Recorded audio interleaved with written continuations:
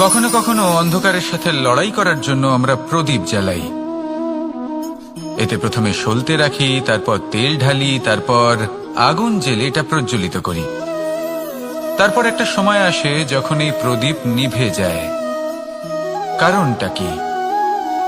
কারণ কি এটা যে প্রদীপের প্রকাশমান হওয়ার ক্ষমতা সমাপ্ত হয়েছে? না, এই যে আগুন আমরা দেখতে পাচ্ছি, এই আগুনের জন্য যে শক্তির প্রয়োজন হয় তা আসে এই তেল থেকে। যদি এই তেল সমাপ্ত হয়ে যায় তাহলে এই প্রকাশ তাও সমাপ্ত হয়ে যায়। আর আমাদের জীবনে এই তেল হলো আমাদের কর্ম, আর এই আগুন আর এর দ্বারা উৎপন্ন হওয়া প্রকাশ আমাদের ভাগ্য। যত আমাদের কর্ম ক্ষীণ হতে থাকবে, আমাদের ভাগ্য সৌভাগ্য কোথাও না কোথাও লুপ্ত হয়ে যাবে। যে উজ্জ্বল ভবিষ্যৎ আমরা চাইছি তা কখনো লাভ করতে পারবো না যদি কর্ম না করি। ঠিক যেমন তেল ছাড়া অগ্নি উৎপন্ন হয় না, তেমনি কর্ম ছাড়া সৌভাগ্য হয় না। আর যেমন কর্ম তেমন ভাগ্য। তাই সবসময় কর্ম করতে থাকুন, কর্ম করা থামাবেন না। আর আমার সাথে ভালোবেসে বলুন, রাধা রাধা। জীবনে তিনটি বিষয় আছে, তিনটি বস্তু আছে, তারা যেন আপনাকে কখনো বশে না করে নিতে পারে। প্রথম হলো ধন। ধন যতক্ষণ আপনি ব্যবহার করতে থাকেন, যতক্ষণ তা আপনার কাজে আসছে, ততক্ষণ ঠিক আছে, এই ধন আপনার কাছে অমৃত। কিন্তু যখন এই ধন আপনাকে ব্যবহার করতে শুরু করে, বুঝে যাবেন যে আপনার পতনের সময় শুরু হয়েছে।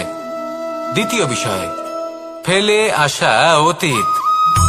যাই করুন, আপনি অতীত পাল্টাতে পারবেন না, আর এই সত্যিটা আপনিও জানেন। কিন্তু তাও এর বশবর্তী আমরা হয়ে পড়ি। আর যখন তাই হয়, তখন এই সংসারে আমরা যেখানেই যাই না কেন, যত বড়ই সুখ লাভ করি না কেন, সেই সব আমাদের কাছে তিক্ত বলে মনে হয়।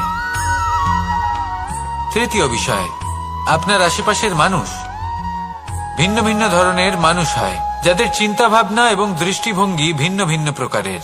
যদি এদের বশবর্তী আপনি হয়ে পড়েন, তাহলে কেউ বলবে এটা করো, এটা ভালো। কেউ বলবে এটা করো না, ওটা করো, ওটা ভালো কাজ। কেউ বলবে এই দুটোই করো না, অন্য কিছু করো। এই কথাগুলিতে আপনি এতটাই জড়িয়ে পড়বেন যে আপনি লক্ষ্য ভ্রষ্ট হয়ে পড়বেন। তাই এই তিন বিষয় থেকে সাবধানে থাকবেন। যদি কোনো কিছু বশ করতে হয়, তাহলে আপনাকে বশ করতে হবে আপনার আজকে, নিজের বর্তমানকে। এটা খুব প্রয়োজনীয়। এটা ভাববেন যে এই সময়ের সদ্ব্যবহার আমি কিভাবে করব, সময়কে শাসন কিভাবে করব, ওই কর্ম কিভাবে করব যাতে ভবিষ্যতে কখনো আমার আফসোস না হয়, বরং এই সংসার আমাকে নিয়ে গর্ব করবে, সেই কর্ম করুন। আর যখন আপনি এটা শিখে নেবেন, তখন আপনি নিজেই নিজেকে প্রকৃত অর্থে ভাগ্যশালী করে তুলবেন। আসুন আমার সাথে ভালোবেসে বলুন, রাধা রাধা। অনেক সময় আমরা কারোর নীরবতাকে তার দুর্বলতা ভেবে বসি। হতেই পারে সেই ব্যক্তি উত্তর দিতে চাইছেন না, হতে পারে অন্য কোনো কারণ আছে যা আমরা বুঝতেই পারছি না। সেই জন্য তাকে দুর্বল ভেবে নেওয়া অনুচিত। দেখতে গেলে এই বিশাল সমুদ্র এও কিন্তু নীরব, শান্ত হয়। কিন্তু যখন সে রুদ্র মূর্তি ধারণ করে, তখন কি হয়? সমগ্র সংসারকে বিনাশের পথে নিয়ে যায় এই সমুদ্র, প্রলয় সৃষ্টি করে। সেই জন্য কারোর সহ্য শক্তিকে দুর্বলতা বলে মনে করবেন না। কারণ যদি এই নীরবতা নিজেকে ভেঙে বেরিয়ে আসে, তাহলে তা বিনাশের সমস্ত সীমা পার করে যেতে পারে। তাই এই নীরবতাকে সবসময় বুঝুন, সবসময় একে সম্মান করতে শিখুন। আর আমার সাথে ভালোবেসে বলুন, রাধা রাধা। কখনো কোনো চাতক পাখিকে দেখেছেন? কথায় আছে যে বছরে মাত্র একবার সে তার তৃষ্ণা মিটিয়ে থাকে, আর তাও আকাশে ভেসে থাকা মেঘের দ্বারা ঘটানো বৃষ্টির জলের ফোঁটা থেকে। আর কোথাও থেকে সে তার তৃষ্ণা পূরণ করে না। সারা বছর সে নিদারুণ গরম সহ্য করে, তীব্র শীতও সহ্য করে, শুধু এই আশা নিয়ে যে বছরে একবার অন্তত সেই মেঘের ঘন ঘটা হবে, বৃষ্টি হবে, আর সে তার তৃষ্ণা নিবারণ করবে। এটা আসলে কি? এটা আসলে বিশ্বাস। সেই বিশ্বাস যে বছরে একবার সেই মেঘ আসবে তৃষ্ণা নিবারণ করতে।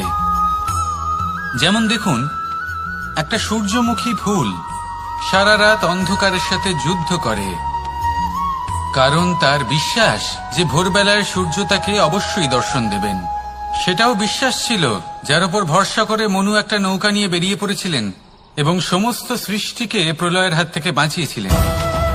সেটাও ছিল ভালোবাসার প্রতি বিশ্বাস যার উপর ভরসা করে বানর এবং ভাল্লুক সেনা নিয়ে শ্রীরাম আক্রমণ করেছিলেন সমস্ত বরদানপ্রাপ্ত অসুরগণ এবং রাক্ষসগণের লঙ্কায় এবং জয় লাভ করেছিলেন। এই বিশ্বাসই হল এই বিশ্বের আশা। বিশ্বাস রাখুন যে আপনি হলেন সর্বশ্রেষ্ঠ এবং শুধুই নিজের কর্ম করতে থাকুন। এই বিশ্বাসের আশাই আপনাকে প্রতি মুহূর্তে বল প্রদান করবে। এ হলো আমার বিশ্বাস। আসুন আর আমার সাথে ভালোবেসে বলুন, রাধা রাধা। যোগাসন। যোগাসনে আসন অত্যন্ত গুরুত্বপূর্ণ। এবার আমি বলবো সবথেকে শ্রেষ্ঠ আসন কোনটি। আশ্বাস। নিজেকে আশ্বস্ত করতে থাকুন যে আমি আছি, সব ঠিক হবে, যা হচ্ছে ভালোর জন্য হচ্ছে। এই আশ্বাস আপনাকে জীবনে এমন ধনাত্মক বিশ্বাস দেবে যে আপনি বড় বড় সমস্যার সমাধান করতে পারবেন। এবার যদি কথা বলি সবথেকে কঠিন সময়ের, তাহলে সেটা হলো বিচ্ছেদের। যা মা সীতাকে সহ্য করতে হয়েছে শ্রীরামের জন্য, রাধা কৃষ্ণকেও সহ্য করতে হয়েছে। যে ব্যক্তি বিচ্ছেদের সময় সঠিক পথে চলে এসেছে সে জীবনে অনেক শ্রেষ্ঠ স্থানে অবশ্যই পৌঁছতে পারবে। এবার যদি কথা বলি সবথেকে জরুরি এবং গুরুত্বপূর্ণ সময়ের, তাহলে সেটা হলো সংযোগ। সকলকে সাহায্য করতে থাকুন। আপনি অন্যদের সাহায্য করে তাদের যত আনন্দ দিতে পারবেন ততটাই আনন্দ আপনারও জীবনে অবশ্যই আসবে। আসুন আর আমার সাথে ভালোবেসে বলুন, রাধা রাধা। সংসারে সকলে উঁচুতে উঠতে চায়, কেউ নত হতে চায় না। সবাই এটা মনে করে যে নত হওয়ার অর্থ হলো তাদের আত্মসম্মান এবং অহংবোধের বিরুদ্ধাচরণ করা। তাদের মনে হয় যে যদি আমরা নত হই সংসার আমাদের দুর্বল মনে করবে, তাদের শৌর্য এবং তাদের ব্যক্তিত্বের অপমান হবে। কিন্তু এটা কি সত্যি? প্রত্যেকবার নত হওয়ার অর্থ কি সম্মানহানি হওয়া? কখনোই নয়। আপনি নিজের জীবনকেই দেখে নিন। আপনার কোনো অমূল্য জিনিস যদি নিচে পড়ে যায় তাহলে তাকে কিভাবে তোলেন? সেই বস্তুকে তোলার জন্য আপনাকে নত হতেই হবে। আপনি বড়দের আশীর্বাদ কিভাবে লাভ করেন? আপনি নত হয়ে তবেই তাদের আশীর্বাদ লাভ করতে পারেন, তাই না? ভেবে দেখুন, আপনি একটা পথে হাঁটছেন, আপনি দেখতে চাইছেন যে আপনি সঠিক পথে হাঁটছেন কিনা, পায়ের নিচে কাঁটা পড়ে আছে কিনা। কিভাবে দেখবেন? আপনাকে সেই মাথা নত করেই দেখতে হবে। এর অর্থ কি? অর্থ খুব সহজ। প্রত্যেকবার নত হওয়া অনুচিত নয়, সেটা কোনোভাবেই সম্মানহানি নয়। পরিস্থিতি অনুসারে এবং যেখানে প্রয়োজন আপনি নত হতে শিখে গেলে আপনি অনেক কিছুই লাভ করতে পারবেন। জ্ঞান, মান, গুণ, বিশ্বাস। সেই জন্য প্রয়োজন এবং পরিস্থিতি অনুসারে নত হতে শিখুন। এতে অনুচিত কিছুই নেই। আত্মসম্মান থাকা অত্যন্ত প্রয়োজনীয়, কিন্তু তা যেন কখনো অহংকারে পরিণত না হয়। এই বিষয়ে অবশ্যই নজর রাখবেন এবং আমার সাথে ভালোবেসে বলবেন, রাধা রাধা। আমাদের জীবনে অনেক ধরনের ব্যক্তি এসে থাকেন। কেউ কেউ আমাদের সাথে থেকে যান, কেউ আমাদের থেকে দূরে চলে যান। কেউ ভালো মানুষ হন, কেউ খারাপ মানুষ। কিন্তু আমরা সবসময় সেই সময়টাকে নিয়ে দুঃখ প্রকাশ করি যখন আমাদের জীবনে কোনো খারাপ ব্যক্তি প্রবেশ করেন। তারা আমাদের খারাপ অনুভূতি দেন, দুঃখ দেন, কষ্ট দেন। আমরা সবাই তাকে ভালো মন্দ কথা বলি। কিন্তু কেন? এমন বিভিন্ন ধরনের মানুষ, খারাপ মানুষ, ভালো মানুষ সবার জীবনেই আসেন এবং সকলকেই একটা অমূল্য শিক্ষা দান করে যান। এবার আপনি নিজেই ভেবে দেখুন, জীবনে যখন প্রথমবার আপনি আগুন স্পর্শ করেছিলেন তখন আপনি একটা শিক্ষা লাভ করেছিলেন যে আমাকে আগুনের থেকে একটু দূরে থাকতে হবে। তারপর আস্তে আস্তে আপনি শিখলেন যে কিভাবে এই আগুনকে নিয়ন্ত্রণে রাখতে হবে। তারপর আপনি শিখলেন যে কিভাবে নিজের জীবনে তাকে প্রয়োগ করতে হবে, তা সে অন্ধকারে প্রকাশ লাভ করার জন্য হোক বা খাবার বানানোর জন্য। সেইভাবেই কোনো খারাপ ব্যক্তি যখন আপনার জীবনে আসে কোনো শিক্ষা দিয়ে যান, তার প্রতি কৃতজ্ঞ থাকুন। তার বিষয় খারাপ ভাবার বা খারাপ অনুভূতি নিয়ে থাকার কোনো প্রয়োজন নেই। সেই শিক্ষা লাভ করুন, ইতিবাচক মনোভাব নিয়ে জীবনের সামনে এগোতে থাকুন। কেউ নেই যিনি আপনাকে বাধা দিতে পারেন। আসুন আমার সাথে ভালোবেসে বলুন, রাধা রাধা। অনেক সময় আমরা জীবনে অনেক মানুষকে এমন বলতে শুনে থাকি যে আমি অসফল হয়েছি কারণ আমার সময় ভালো যাচ্ছিল না। আমি এই জিনিসটা লাভ করতে চাইছিলাম কিন্তু করতে পারলাম না কারণ আমার সময়টা ভালো যাচ্ছিল না।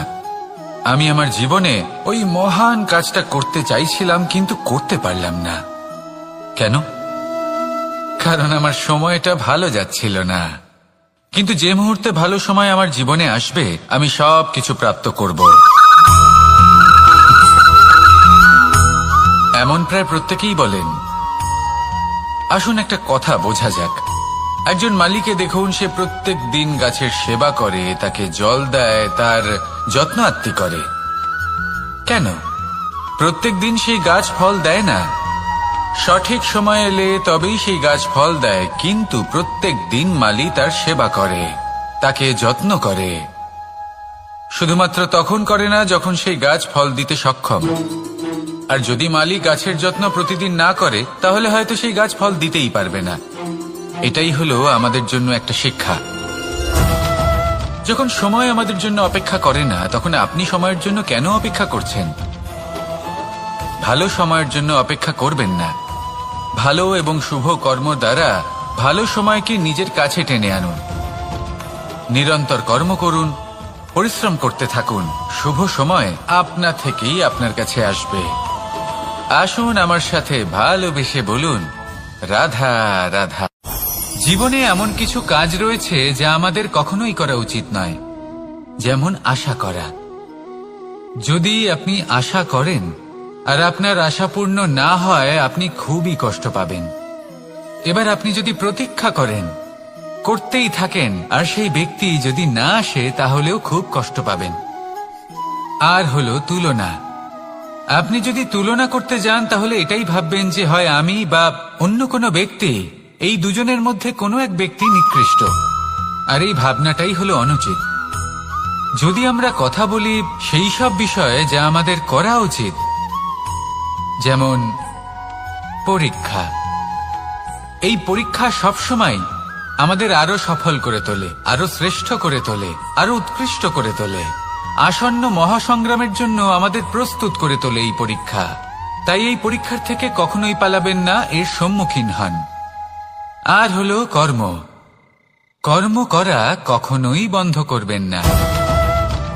তুলনা করার বদলে কর্ম করুন, প্রতীক্ষা করার বদলে কর্ম করুন, আর আশা করার বদলে কর্মই করুন।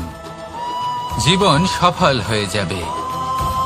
দেখুন, সবার শেষে সত্যি বলতে এই কর্ম আর এই পরীক্ষা, এই দুই আমাদের জীবনকে সুখী করে তুলতে পারে। আসুন আর আমার সাথে ভালোবেসে বলুন, রাধা রাধা। মানুষ তার জীবনে শিক্ষা এবং প্রেম এই দুই লাভ করে তার মাতা, পিতা এবং গুরুর কাছ থেকে। কিন্তু মানুষ সবথেকে বেশি ভালোবাসে নিজের মাতাকে, কারণ মাতা খুব নির্মল চিত্তে ভালোবাসে, শান্ত মনে আমাদের অন্তরে শক্তির সঞ্চার করে থাকেন, আমাদের উৎসাহ দেন, বলশালী করে তোলেন। ব্যাপারটা কিন্তু এমন নয় যে আমরা নিজেদের বাবা বা গুরুকে ভালোবাসি না, তাদেরকেও আমরা অত্যন্ত ভালোবাসি। শুধু ওনাদের কঠোর ব্যবহার দেখলে আমরা একটু ভয় পেয়ে যাই। এবার ওনাদের এই কঠোর ব্যবহার আমাদের ভালো না লাগলেও অত্যন্ত আবশ্যক, কারণ মাতার থেকে আমরা যে শক্তি লাভ করি তা যেন নিয়ন্ত্রণ হারিয়ে বিধ্বংসী না হয়ে ওঠে। আমরা যেন কোনো কুপথে না চলে যাই, আমরা কখনো যেন দোষ না করে ফেলি। শুধু সেই জন্য পিতা এবং গুরু একটু কঠোর হয়ে ওঠেন। এবং ওনাদের এই কঠোর আচরণ ভবিষ্যতে গিয়ে আমরা অবশ্যই বুঝতে পারি। জীবনে কিছু বছর আমরা এগিয়ে যাই আর তারপর আমরা বুঝতে পারি যে বাবা এবং গুরু আমাদের যথেষ্ট ভালোবাসতেন, কিন্তু ওনাদের ভালোবাসার বহিঃপ্রকাশ আলাদা। প্রয়োজনীয় হলো এটা দেখার, এটা বোঝার যে শুরু থেকে আমাদের প্রতি ওনাদের আচরণ কেমন ছিল। ওনাদের কঠোর হওয়ার পেছনে ওনাদের ভালোবাসাটা বোঝার চেষ্টা করুন, ওনাদের চিন্তাটা বোঝার চেষ্টা করুন, ওনাদের পথপ্রদর্শনের আড়ালে আপনার ভবিষ্যতের জন্য যে পরিকল্পনা ওনারা করেছেন সেটা বোঝার চেষ্টা করুন। তখন আপনারা বুঝতে পারবেন ওনাদের ভালোবাসাকে। আপনার মনের মধ্যে আপনা থেকেই ওনাদের প্রতি সম্মান জেগে উঠবে। নিজের পিতা এবং নিজের গুরু এই দুজনের প্রতি কৃতজ্ঞতা প্রকাশ করুন আর আমার সাথে ভালোবেসে বলুন, রাধা রাধা। আমি অনেক সংখ্যক মানুষকে দেখেছি, তাদের কাছে অত্যাধিক জ্ঞান আছে, শিল্প আছে, ধন আছে, কীর্তি আছে, কিন্তু তারা এই সবকিছু নিজেদের কাছেই রাখেন, এই সমাজে বিতরণ করেন না। কারণ হলো ভয়। ওনাদের মনে হয় যে যদি আমি এই সবকিছু সমাজে বিতরণ করি তাহলে সমাজ আমার শিল্প হোক, ধন হোক, জ্ঞান হোক, কীর্তি হোক, সবকিছু চুরি করে নিয়ে যাবে আর তার বদলে আমি কিছুই পাবো না। এটা কিন্তু সত্য নয়। সত্য হলো এটাই যে যদি আপনি নিজেকে এই সংসারের প্রতি সমর্পিত করেন তাহলে এই সংসার আপনার প্রতিও সমর্পিত থাকবে। আপনি শুধু ধন, জ্ঞান, কীর্তি, সম্মান পাবেন তাই নয়, বরং এই সমাজ আপনাকে নিজের চোখে হারাবে, মনের মধ্যে স্থান দেবে। তাই এই ভয় ত্যাগ করে দেখুন কিভাবে এই সমাজ আপনাকে প্রেম সমর্পণ করে। আসুন আমার সাথে ভালোবেসে বলুন, রাধা রাধা। জীবন কিসের উপর নির্ভরশীল? ধনের ওপর, বৈভবের ওপর, নিঃশ্বাসের ওপর? না, এই জীবন নির্ভরশীল বিশ্বাসের ওপর। বিশ্বাস নিজের ওপর, বিশ্বাস আমাদের আপনজনের ওপর। কিন্তু যখন এই বিশ্বাস ভেঙে যায় তখন মানুষের মনও ভেঙে যায় আর তারপর সে অন্য কিছু করতেই পারে না। তখন কি করা যেতে পারে? 3টে কাজ আছে যা আপনি করতে পারেন। প্রথম, ভালোবাসা। যাকে আপনি ভালোবাসেন, যারা আপনাকে ভালোবাসে, ভুল যারই হোক না কেন, তার কাছে ক্ষমা চাইতে কখনোই সংকোচ বোধ করবেন না। দ্বিতীয় হলো বিশ্বাস। যারা আপনাকে ভালোবাসেন, আপনাকে বিশ্বাস করেন, তাদের বিশ্বাস কখনো ভাঙবেন না। তৃতীয় হলো আশা। যারা আপনাকে ভালোবাসেন, আপনাকে বিশ্বাস করেন, তাদের আশা আপনার সাথে জড়িত। তাদের থেকে কখনো কিচ্ছু লুকোবেন না। এই 3টে কাজ করুন আর এই জীবন সুপ্রসন্ন হয়ে বলবে, রাধা রাধা। মানুষের জীবনে 2 ধরনের আবেগ থাকে যা চিরকাল তার সাথে বসবাস করে। প্রথম, স্বপ্ন। দ্বিতীয়, অজুহাত। মানুষ হাজার হাজার স্বপ্ন দেখতে পারে। আমাকে এই কাজ করতে হবে, আমাকে ওখানে ঘুরতে যেতে হবে, আমায় জীবনে এই অসম্ভব কাজ বাস্তবায়িত করে দেখাতে হবে, আদি ইত্যাদি। এবার ঠিক যেমন স্বপ্ন দেখেন সেইভাবে অজুহাতও খুঁজে নিয়ে আসেন। আমি এই স্বপ্ন পূরণ করতে পারলাম না, কারণ আমাকে কেউ সাহায্যই করল না, কারণ আমি দুর্বল হয়ে পড়েছিলাম, কারণ আমার কাছে সময়ই ছিল না, আদি ইত্যাদি। এবার সাফল্য এবং অসফলতার মাঝখানে এই ধরনের সংঘর্ষ হতে থাকে। সাফল্য তখন লাভ করা সম্ভব যখন আপনার স্বপ্ন আপনার অজুহাতের থেকে অনেক বড় হয়, আর অসফলতা তখন পাবেন যখন আপনার অজুহাত আপনার স্বপ্নের থেকে অনেক বড় হয়। আপনি যদি সাফল্য লাভ করতে চান তাহলে চেষ্টা করতে থাকুন, পরিশ্রম করুন। যদি অসফল হন তাহলে ভয়ভীত হওয়ার কোনো প্রয়োজন নেই। নিজের ভুল বুঝুন, তাকে শুধরে নিন, আবার চেষ্টা করুন। কিন্তু যদি নিজের জীবনে অজুহাত নিয়ে আসেন তখন স্বপ্ন কখনো পূরণ হবে না। আসুন আমার সাথে ভালোবেসে বলুন, রাধা রাধা। ভয়ের সাথে আমরা সবাই পরিচিত, কষ্টও আমরা সবাই পেয়েছি। কখনো কখনো আমরা অসুস্থ হয়ে পড়ি, আর এমন সময় হলে মাতার মমতা, কখনো বাবার স্নেহ, কখনো বন্ধুদের পাশে থাকার অনুভূতি আমাদের রোগ নিরাময়ে সাহায্য করে। কখনো যদি আমরা নিরাশ হয়ে পড়ি, তখন যদি আমাদের কোনো আপনজন আমাদের দুটো ভালো কথা বলে, তখন আমাদের মনোবল বেড়ে যায়। ঠিক তেমন সংসারের এই রঙ্গমঞ্চে যদি আপনি পীড়িত অনুভব করেন, কিছু শুভ কথা আলোচনা করুন, কিছু স্তুতি গান করুন, কিছু মুহূর্তের জন্য হলেও নিজের ইষ্টদেবের কথা স্মরণ করুন আর প্রার্থনা করুন। সাহস বাড়বে, শক্তিও বৃদ্ধি পাবে এবং সামনে এগিয়ে চলার পথও দেখতে পাবেন। তখন এই মন প্রসন্ন হয়ে বলবে, রাধা রাধা। পাখি কখন জন্ম নেয়, কখন উড়তে শেখে, কখন বাসা বানাতে শেখে, কখন নিজের মৃত্যু লাভ করে, এসব আমাদের মধ্যে কেউ জানি না। কিন্তু পাখি একটা কথা খুব ভালো করে জানে, যে এই সংসারে ও যা কিছুই করুক না কেন, এই সংসারে ওকে নিয়ে কিচ্ছু যায় আসে না। এবার আমরা কি করি? কোনো কাজ করার আগে আমরা এটা ভাবি যে এই সংসার যদি আমাকে দেখে ফেলে, তাহলে কে জানে এই সংসার কি ভাববে, আমার প্রতিচ্ছবি কেমন তৈরি হবে কে জানে, কে জানে কি হবে আদি ইত্যাদি। এই সব ভাবনায় আমরা মগ্ন হয়ে যাই। কিছুটা এমন ভাবে মগ্ন হই যে বর্তমানের কর্মের এই জীবনের যাত্রাপথে সেই সময়ের আনন্দ উপভোগ করতে ভুলে যাই। এবার দেখুন একটা পাখি কি করে, ওর কর্ম হলো গান গেয়ে চলা। ওই পাখি গেয়ে চলে, কেউ ওর গান শুনুক বা না শুনুক, কেউ আদৌ শুনছে কিনা সেই বিষয়টা নিয়ে সেই পাখির কিছুই যায় আসে না। সেই পাখি নিজের কর্ম করতে থাকে। হয়তো সেই জন্যই আপনি কখনো কোনো পাখিকে কাঁদতে দেখবেন না।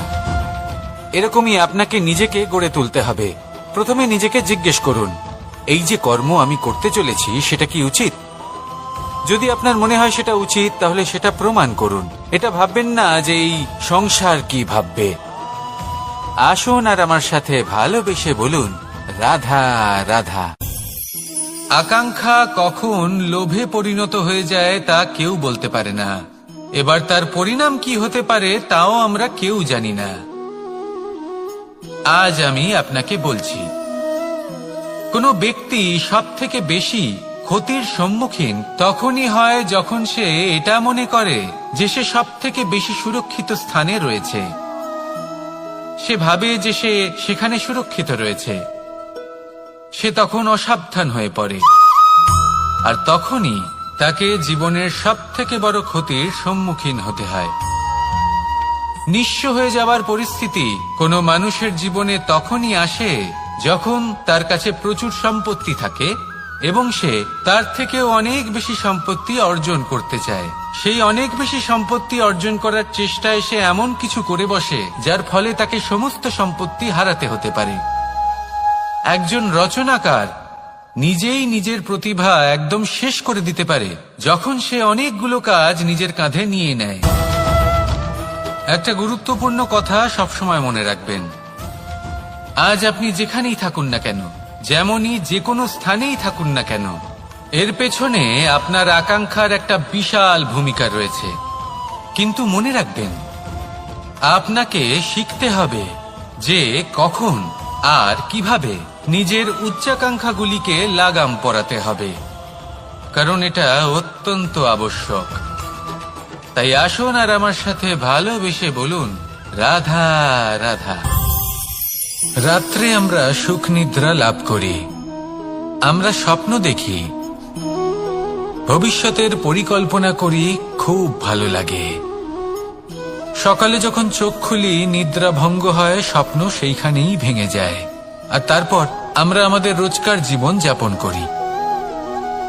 স্বপ্ন হয়তো মানুষ রাতের বেলায় দেখেন, কিন্তু সেটাকে সার্থক দিনের বেলাতেই করতে হয়। রাতে মধুর বাতাসের নিচে কোমল শয্যায় শুয়ে মাতার গলায় মিষ্টি গান শুনতে শুনতে নিদ্রায় আচ্ছন্ন হওয়া, স্বপ্ন দেখা, ভবিষ্যতের পরিকল্পনা করা বড়ই সরল। কিন্তু সকালবেলায় সময় মতো উঠে সূর্যের তাপ সহ্য করে, সেই উষ্ণতা সহ্য করে সর্বাঙ্গ ঘেমে গিয়ে নিজের পথ খুঁজে বের করা, সেই পথে অগ্রসর হওয়া, বাধা বিপত্তি এসবের সম্মুখীন হওয়া, আর তারপর লক্ষ্য লাভ করা, এগুলো কঠিন কাজ। এ হলো অত্যন্ত কঠিন কাজ। যদি আপনি চান যে স্বপ্ন আপনি দেখেছেন তা সত্যি হোক, তাহলে দিনের বেলায় আপনাকে বেরিয়ে কর্ম করতেই হবে, পরিশ্রম করতেই হবে। মনের এই চক্ষু দিয়ে স্বপ্ন দেখা সম্ভব, কিন্তু যদি আপনি বুঝতে পারেন যে এই স্বপ্নই হলো আপনার লক্ষ্য, তাহলে তাকে সার্থক করতে শুধুমাত্র পরিশ্রম দ্বারাই করতে হবে। তাহলে পরিশ্রম করুন আর আমার সাথে ভালোবেসে বলুন, রাধা রাধা। মানুষের জীবনে 3টি গুণ অত্যন্ত প্রয়োজনীয়: শ্রদ্ধা, বিনম্রতা, যোগ্যতা। যদি জ্ঞান লাভ করতে চান তাহলে শ্রদ্ধার প্রয়োজন, যদি মান লাভ করতে চান তাহলে স্বভাবে বিনম্র হওয়া প্রয়োজন, আর যদি মনোবাঞ্ছিত স্থান লাভ করতে চান তাহলে যোগ্যতার প্রয়োজন। বিষয়টা সহজ। শ্রদ্ধা আপনাকে জ্ঞান দেবে, নম্রতা আপনাকে মান, আর যোগ্যতা উচিত স্থান দেবে। কিন্তু যদি আপনি এই 3টি গুণ সম্মিলিত করেন তাহলে এমন কিছু লাভ করবেন যা এই সব কিছুর থেকে অনেক ঊর্ধ্বে। সম্মান। আর এ হলো সেই সম্মান যা প্রত্যেক মানুষের নিজের জীবনে লাভ করতে চেষ্টা করা উচিত, কারণ এই হলো সেই সম্মান যার কারণে আপনি চলে যাওয়ার পরেও এই সংসার আপনাকে ভালোবাসবে আর মনে রাখবে। আসুন আমার সাথে ভালোবেসে বলুন, রাধা রাধা। অনেক সময় আমরা জীবনে অনেক মানুষকে এমন বলতে শুনে থাকি যে আমি অসফল হয়েছি কারণ আমার সময় ভালো যাচ্ছিল না, আমি এই জিনিসটা লাভ করতে চাইছিলাম কিন্তু করতে পারলাম না কারণ আমার সময়টা ভালো যাচ্ছিল না, আমি আমার জীবনে ওই মহান কাজটা করতে চাইছিলাম কিন্তু করতে পারলাম না। কেন? কারণ আমার সময়টা ভালো যাচ্ছিল না। কিন্তু যে মুহূর্তে ভালো সময় আমার জীবনে আসবে আমি সব কিছু প্রাপ্ত করব। এমন প্রায় প্রত্যেকেই বলেন। আসুন একটা কথা বোঝা যাক। একজন মালিকে দেখুন, সে প্রত্যেক দিন গাছের সেবা করে, তাকে জল দেয়, তার যত্ন আত্তি করে। কেন? প্রত্যেক দিন সেই গাছ ফল দেয় না। সঠিক সময় এলে তবেই সেই গাছ ফল দেয়, কিন্তু প্রত্যেক দিন মালি তার সেবা করে, তাকে যত্ন করে। শুধুমাত্র তখন করে না যখন সেই গাছ ফল দিতে সক্ষম। আর যদি মালি গাছের যত্ন প্রতিদিন না করে তাহলে হয়তো সেই গাছ ফল দিতেই পারবে না। এটাই হলো আমাদের জন্য একটা শিক্ষা। যখন সময় আমাদের জন্য অপেক্ষা করে না তখন আপনি সময়ের জন্য কেন অপেক্ষা করছেন? ভালো সময়ের জন্য অপেক্ষা করবেন না। ভালো এবং শুভ কর্ম দ্বারা ভালো সময়কে নিজের কাছে টেনে আনুন। নিরন্তর কর্ম করুন, পরিশ্রম করতে থাকুন, শুভ সময় আপনা থেকেই আপনার কাছে আসবে। আসুন আমার সাথে ভালোবেসে বলুন, রাধা রাধা। মানুষের এই সংসারে জীবনযাপন করার জন্য কিছু জিনিসের প্রয়োজন পড়ে। এমন কিছু আবেগ, এমন কিছু বস্তু আছে যেগুলো তার প্রয়োজন হয়, কিন্তু সব থেকে বেশি যে জিনিসটা তার প্রয়োজন হয় সেটা হলো সম্মানের। আমাদের ভালো লাগে যখন কেউ আমাদের সম্মান করে। আমরা কাউকে সম্মান করলে তারও সেটা ভালো লাগে। কিন্তু আপনি দেখবেন যে সংসারে বেশিরভাগ মানুষ 2টি মাপদণ্ডের ভিত্তিতে সম্মান করেন। হয় বয়স দেখে করেন বা উপার্জন দেখে, অর্থাৎ সেই ব্যক্তি কতটা উপার্জন করেন। এবার ভেবে দেখুন, এটা আবশ্যক নয় কারোর বয়স যদি বেশি হয় তার বুদ্ধিও ততটাই বেশি হবে। আবশ্যক এটাও নয় যে কোনো ব্যক্তি যদি অত্যন্ত ধনী হন বা তার মনও নির্মল হবে বা তিনি সৎকর্ম করবেন বা এমন কোনো কর্ম করবেন যাতে উনি সম্মান লাভ করতে পারেন। হতে পারে উনি ধনী কিন্তু দুশ্চরিত্র। সেই জন্য বয়স বা উপার্জন দেখে কোনো ব্যক্তিকে সম্মান করবেন না। কর্ম দেখুন। যদি গভীরভাবে ভেবে দেখেন তাহলে দেখবেন যদি কোনো মানুষ কোনো সৎকর্ম করেন তাহলে তার প্রতি হৃদয় থেকে সম্মান জাগ্রত হয়। এটাই হলো সেই সম্মান যা অর্জন করতে হবে। বয়স আজ আছে, কাল আরো বৃদ্ধি পাবে। উপার্জন আজ আছে, কাল সেটা কমে যেতেও পারে। কিন্তু যদি আপনি নিরন্তর শুভকর্ম করতে থাকেন তাহলে আপনি মৃত্যুর পরেও অমর হয়ে থাকবেন। আসুন আমার সাথে ভালোবেসে বলুন, রাধা রাধা। অন্ধকারাচ্ছন্ন রাত্রি যদি এসে থাকে, তাহলে আলোকিত প্রকাশ নিয়ে সূর্যও অবশ্যই আসে। রোগ যদি এসে থাকে, তাহলে তার ওষুধও অবশ্যই আসে। সমস্যা যদি আসে, তাহলে সেই সমস্যার সমাধানও নিজে থেকেই আমাদের কাছে চলেই আসে। এই সংসার, এই জীবনের শুধুমাত্র একটাই নিয়ম আছে, আর তা হলো এটাই, এই সংসার হলো একটা চক্রের মতো। এতে শাশ্বত বলে কিছু নেই, নিত্য বলে কিছু নেই, আর যা কিছুই রয়েছে সব বদলাতে চলেছে। যদি আপনার জীবনে দুঃখ থাকে, সমস্যা থাকে, যদি আপনি বিপদ দ্বারা আচ্ছন্ন, তাহলে মনে রাখবেন সবকিছু বদলে যেতে চলেছে। দুঃখের সময় কাঁদবেন না, মনকে আরো দুঃখী করে তুলবেন না, কারণ এখানে যা কিছুই এসেছে তা যাওয়ার জন্যই এসেছে। তাহলে এত চিন্তা কিসের? আনন্দ সহকারে জীবন যাপন করুন, আর আমার সাথে ভালোবেসে বলুন, রাধা রাধা। যদি কোনো সিংহ বানরের মতো গাছে চড়তে চেষ্টা করে, তাহলে কি হবে? একটা মাছ যদি মাটিতে হাঁটতে চেষ্টা করে, তাহলে কি হবে? তারা বিফলই হবে। কিন্তু এরকম কেন হয়? তার কারণ হলো প্রকৃতির রচনা কিছুটা এরকম। এখানে প্রত্যেকটি ব্যক্তিকে, প্রত্যেকটি প্রাণীকে আলাদা আলাদা গুণের অধিকারী করা হয়েছে, এবং সকলকে একটা সীমাও প্রদান করা হয়েছে।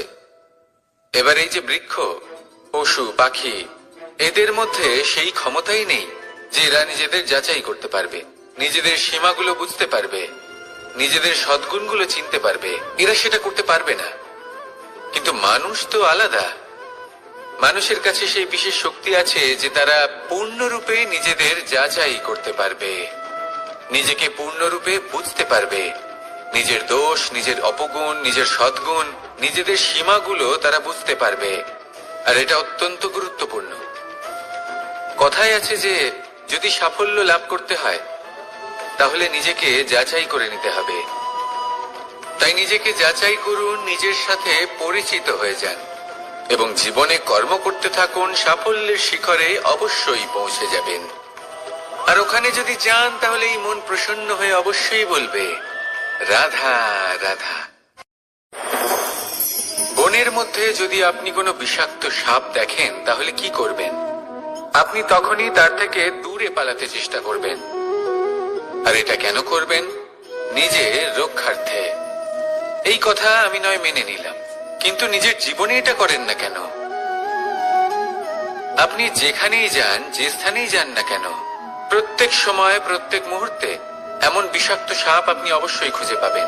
আর সেই সাপ নয় যাদের আপনি বনে খুঁজে পাবেন, এরা হলো সেই সাপ যা আপনাকে পাপ করতে বাধ্য করবে। আপনার অন্তরের বাসনা, ক্রোধ, অহংকার, লোভ, ঈর্ষা, এদের বৃদ্ধি ঘটাবে।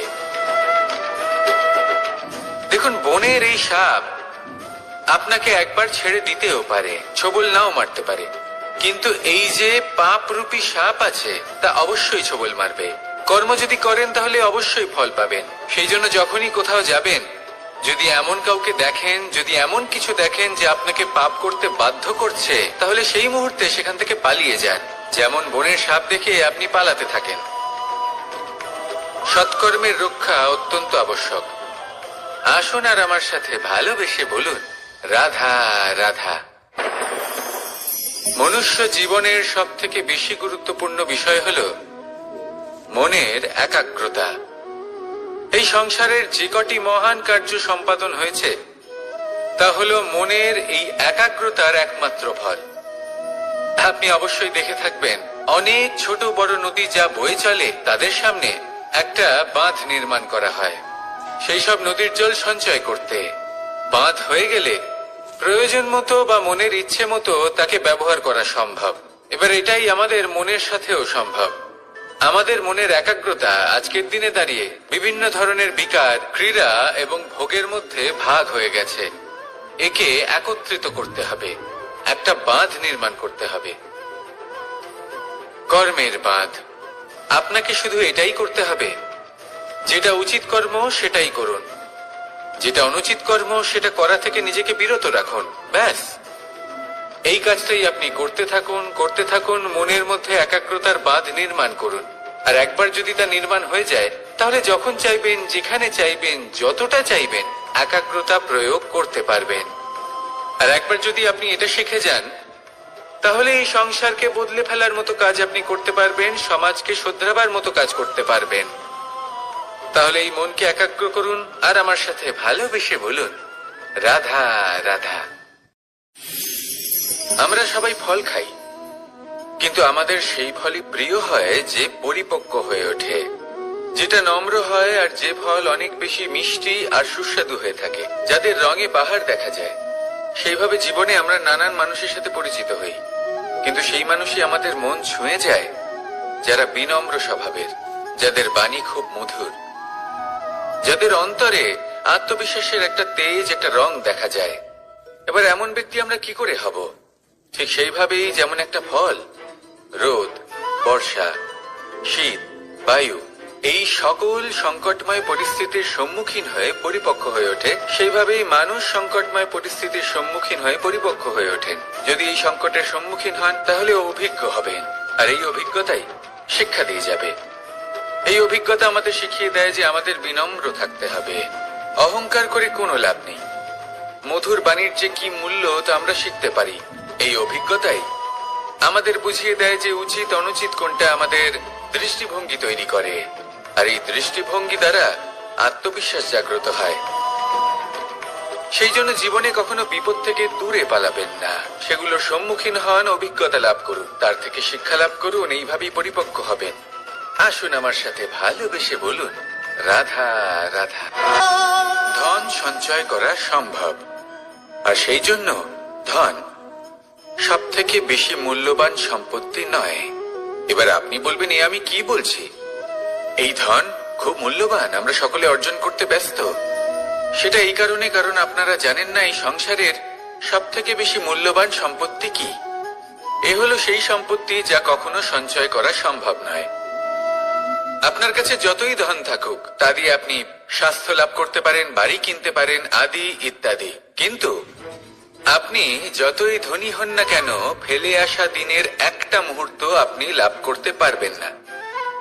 এই একটা মুহূর্ত, এই সময়, এটাই হলো সংসারের সব থেকে মূল্যবান সম্পত্তি।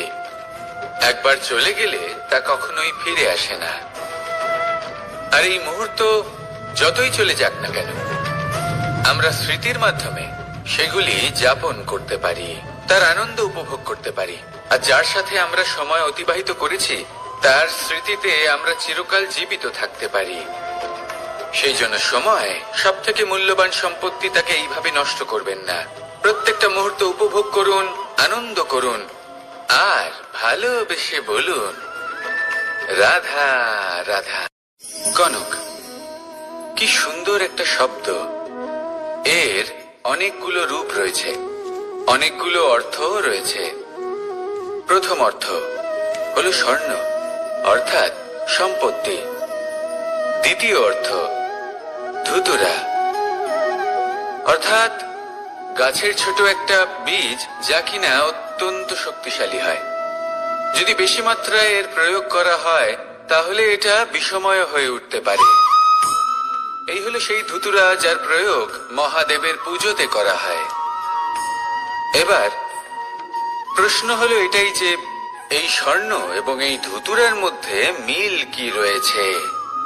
মিল হলো এটাই যে এই দুটোই মানুষকে মত্ত করে তোলে। ধুতুরা মানুষকে তখন মত্ত করে যখন তাকে সেবন করা হয়, কিন্তু স্বর্ণ, ধন, সম্পত্তি, মানুষ সেটা যতটাই অর্জন করে নেয় সেটাই যথেষ্ট। এই স্বর্ণ মানুষের ভাবনা চিন্তা করার ক্ষমতাকে বশ করে ফেলে। মানুষ সম্পত্তির লোভে মত্ত হয়ে ওঠে, কারণ যে যত চমৎকারী, যতটা অমূল্য হয়, তাকে সামলানো কিন্তু ততটাই কঠিন, তাই না?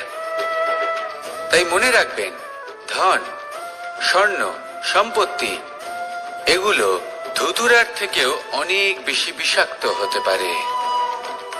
তাই এর ওপর আত্মসংযমের একটা কবচ পরিয়ে রাখবেন। এবং বিবেকের শক্তির সাথে এগুলো প্রয়োগ করুন, তবেই কল্যাণ হবে। আসুন আমার সাথে ভালোবেসে বলুন, রাধা রাধা।